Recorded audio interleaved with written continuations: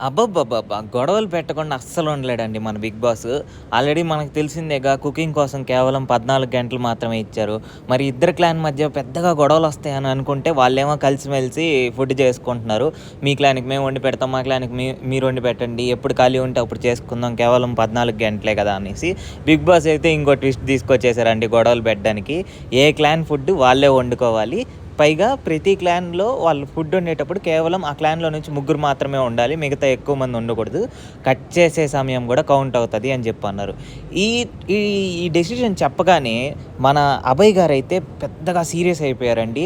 తొక్కలో 'big boss' అది ఇది అని చెప్పనేసి. మీరొకటి గమనించాల్సిందేంటంటే అభయ్ ఏంటంటే ఫస్ట్ సీజన్‌లో మన విన్ అయ్యారు కదా! శివబాలాజీ గారు. ఆయనలాగా ట్రై చేస్తున్నాడు. ఆయన్ని ఇన్‌ఫ్లుయెన్స్ చేసి ఆయన్ని కాపీ చేద్దాం అని చెప్పనేసి. ఆల్రెడీ మనం చూసాము ఆయన శివబాలాజీ గెలవడం. సో, అలా చేస్తే ఈయన కూడా గెలుస్తాడేమో అని అనుకుంటున్నాడు. కానీ ఆట ఆడితే తప్ప గెలవడండి. అది గుర్తుపెట్టుకోవాలి ఆయన.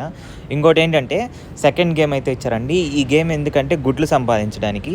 సింపుల్ అక్కడ కనిపిస్తున్న ఆ రోల్ ఏదైతే ఉందో దాన్ని బ్యాలెన్స్ చేస్తూ ఆ బాల్స్‌ని ఆ హోల్స్‌లో పెట్టాలి. సో, ఎవరైతే ఎక్కువ పాయింట్స్ సాధిస్తారో వాళ్ళకైతే కొన్ని గుడ్లయితే పంపిస్తున్నారు. ఇంకొక విషయం ఏంటంటే ఈ గుడ్లు టాస్క్‌లో ఎప్పుడొచ్చినా గానీ ఒక స్పెషల్ గుడ్ అయితే పంపిస్తారండి.